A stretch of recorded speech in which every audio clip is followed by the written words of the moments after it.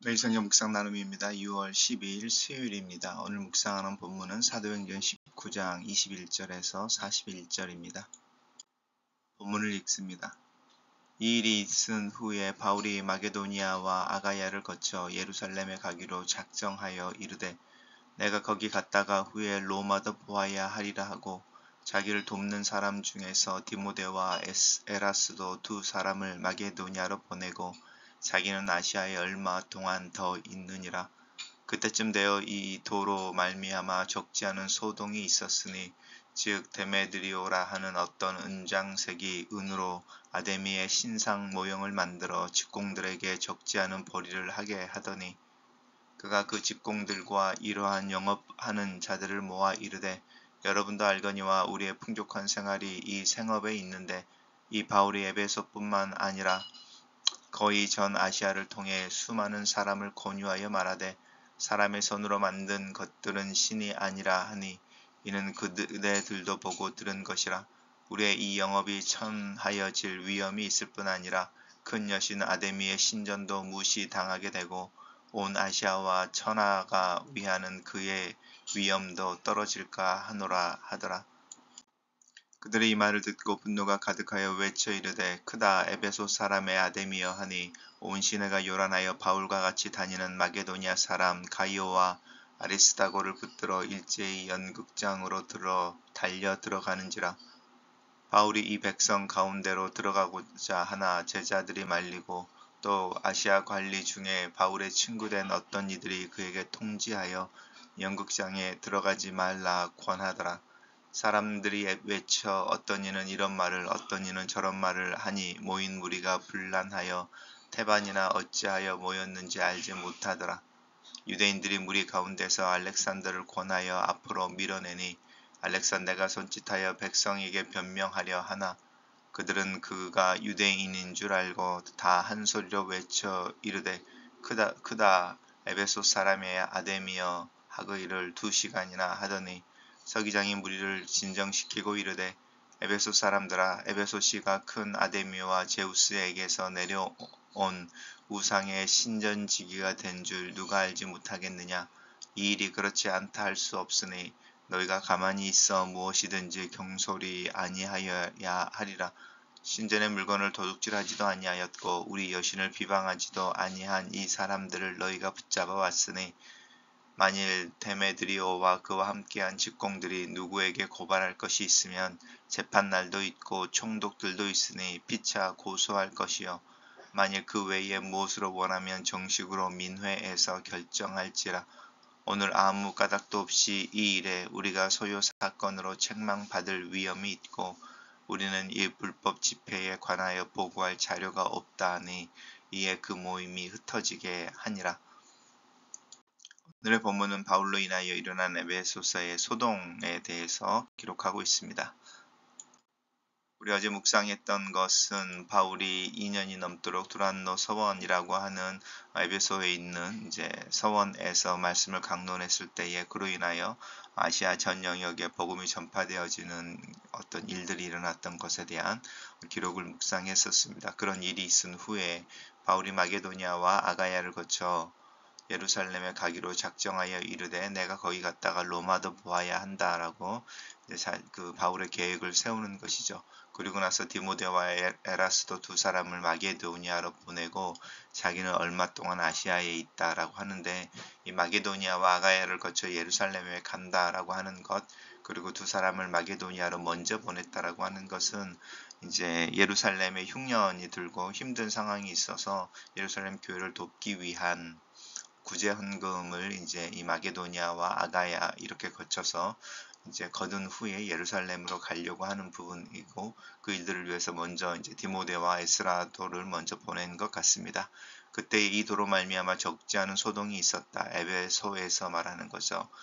데메드리오라고 하는 어떤 은장색인데 은장색은 이제 귀공품을 만드는 이제 뭐 귀금속으로 이제 목걸이나 뭐 귀걸이나 이제 이런 것들을 만드는 사람들인데 고대에는 그것을 어떤 조형이나 추상적인 기호로 만든 것이 아니라 신들의 모양인 거죠. 특별히 이 데메드리오는 아데미의 신이죠. 지금 이 달의 신이라고 하는 신의 형상을 만들어서 그걸로 판매하고 그걸로 인해 수입을 얻었던 사람인 것 같습니다.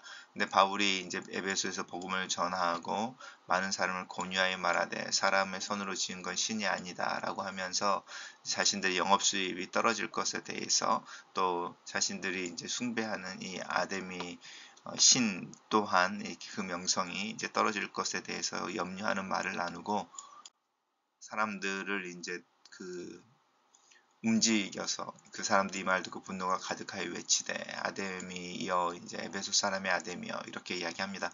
인터넷으로 아데미 또 에베소를 검색해 보시면 과거에 고대 이 에베소가 얼마나 아데미 신전 또 이제 이 서기장이 이야기하는 걸 보면 아데미와 제우스에서 내려온 우상의 신전지기로서 에베소 시를 이렇게 설명하고 있을 만큼 에베소라고 하는 것이 이제 우상 숭배가 있었고 또 얼마나 그 성적으로 음란한 곳이었는지를 저희들 알 수 있습니다. 그래서 이제 바울과 마게도니아 사람 가이오와 아리스타고를 붙들어서 연극장으로 들어갑니다. 이제 그 그리스의 어떤 도시들에서 이제 공적인 장소라고 하는 곳이 보통 세 곳이 있었는데 그 중에 하나가 이 연극장이고 또 민회라고 하는 곳이고 그리고 이제 재판을 하는 재판관이죠. 이 연극장이라고 하는 것은 단순히 우리 오늘날의 어떤 연극이 행해지는 극장이라기보다는 이제 사람들이 모여서 토론하고 또 다수결의해서 뭔가를 결정하고 막 이러는 곳이었습니다. 그래서 이제 변론하는 것이죠. 그래서 이제 그 그리스 문화가 그대로 나와 있는데 이제 사람들이 모여서 외치고 여기서 어떤 군중 재판이나 이제 어떤 그런 공적인 결정을 내리려고 하는 것이죠. 그럴 때에 이제 예수를 믿는 제자들을 세우다 놓고 그들을 비난하고 그런데 이제 거기 안에서 다툼들이 일어나는 거죠. 이제 논쟁이나 변론들이 일어나는데 뭐 이 사람은 이런 말을 저런 사람은 저런 말을 하고 또 그렇게 분위기 휩쓸려서 온 사람들은 왜 모였는지 알지 못하고 그럴 때에 이제 알렉산더를 권하여서 이제 그 변론을 하려고 하는 거죠. 한 사람이 수사적으로 말을 해서 이제 이 다수 모인 사람들을 이렇게 설득시키는 부분인데 알렉산더가 이제 유대인이라는 것을 알고 백성들이 거절하는 것이죠. 그리고 오히려 이제 시위를 하기를 2시간이나 에베소의 사람 아데미어라고 외치며 2시간이나 시위를 했다. 그때에 이제 이 서기장이라고 하는 에베소를 이제 관장하는 사람이 나타나서 이제 군중들을 잘 이렇게 설득시키는 것이죠. 바울의 일행들이 신전의 물건을 도둑질한 것도 아니고 사실은 까놓고 여신을 비방한 것도 아니고 근데 데리고 왔으니 이제 문제가 생길 수 있는 부분이고 이렇게 데메드리오와 그와 함께한 직공들이 누구를 고발할 것이 있으면 이제 재판날이나 총독들이 있어서 정식 절차들을 밟아야 할 것이고 또 아니면 이제 정식 민회를 열어가지고 결정할 것인지를 할 수 있는데 지금은 거의 뭐 군중에 의한 소요 사건으로서 문제가 될 수 있는 또 불법 집회여서 책임을 묻게 되어질 수 있는 요소들이 많이 있다라고 군중들을 설득하여 해체합니다. 단락을 요약해 보겠습니다. 에베소에서 큰 소동이 일어나 아데미 우상을 만들어 경제적 풍요를 유지하려는 이들이 자신의 기득권을 유지하기 위해 군중을 동원하지만 서기장의 지혜로 잘 해결된다. 이렇게 요약했습니다. 묵상 나눔입니다. 세속의 제도와 공직자를 통해 제자들을 보호하시는 하나님을 봅니다. 에베소의 서기장은 무리를 설득하여 해산시킵니다. 서기장은 바울 일행인 가이오와 아리스타고가 신전을 약탈하거나 신성 모독을 한 것이 아니기 때문에 만약 이들에게 법적 문제가 있다고 고소하여 정식 재판 절차를 거치면 될 것이라고 말합니다. 오히려 지금의 소동은 불법 집회이기 때문에 로마 정부로부터 문책을 받을 소지가 있다고 경고합니다. 서기장의 합리적인 설득에 무리가 흩어지면서 바울의 일행은 위기를 모면합니다. 이 과정에서 하나님은 표면에 등장하지 않으시지만 상식적인 로마법과 이성적인 공직자를 통해 그분의 일꾼을 지키십니다. 하나님은 복음의 승리와 확장을 위해 정의롭고 공정한 세속의 법과 제도를 마련하십니다.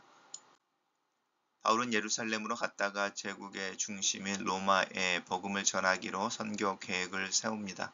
이 계획은 자기에 의해 세운 것이 아니라 성령의 인도를 따라 결정한 것입니다. 충분히 했고 할 만큼 했다고 생각하며 안주할 수 있었지만 성령께 붙들린 바울은 육체의 소욕을 억제하고 성령의 비전을 따라 사역하기를 멈추지 않습니다. 우리는 너무 작은 성취에 만족하고 너무 일찍 안주하지 않습니까? 아직은 성령의 원함을 따라 하나님의 나라의 확장을 위해 더 도전하고 시도할 때입니다. 에베소에서의 소동은 기독교와 이방인 다신교 간의 종교전쟁처럼 보이지만 실상은 현실적 이익에 대한 문제입니다. 에베소의 많은 사람이 우상을 버리고 하나님께로 돌아오자 수익이 줄어들어 화가 난 우상업자 데메드리오가 직공들을 선동하여 일으킨 소란입니다. 그럴듯한 종교 명분을 내세웠지만 감추어진 동기는 결국 돈입니다. 에베소에서 믿음을 위해 온 은 5만을 버린 사람들도 있지만 이익을 위해 복음을 거부하는 사람들도 많았습니다. 내게 경제적 혹은 사회적 불이익이 생긴다고 복음의 요구를 저버리면 소동을 일으킨 에베소 사람과 크게 다르지 않다고 할 수 있습니다. 복음은 탐심과 충돌하며 믿음은 욕심을 버린 자리에 채워집니다. 글로 쓰는 기도입니다. 살아계신 하나님의 말씀 앞에 서서 내 개인의 유익을 또 이익을 위해 내 마음을 속이고 하나님을 속이려는 시도를 하지 않게 도와주시옵소서. 정직한 마음으로 내 삶을 성찰하고 하나님의 은혜 앞에 설 줄 아는 믿음을 구합니다. 말씀에 순종하며 복음을 따라 살며 주님과 동행하는 하루가 되기를 예수님의 이름으로 기도합니다. 아멘.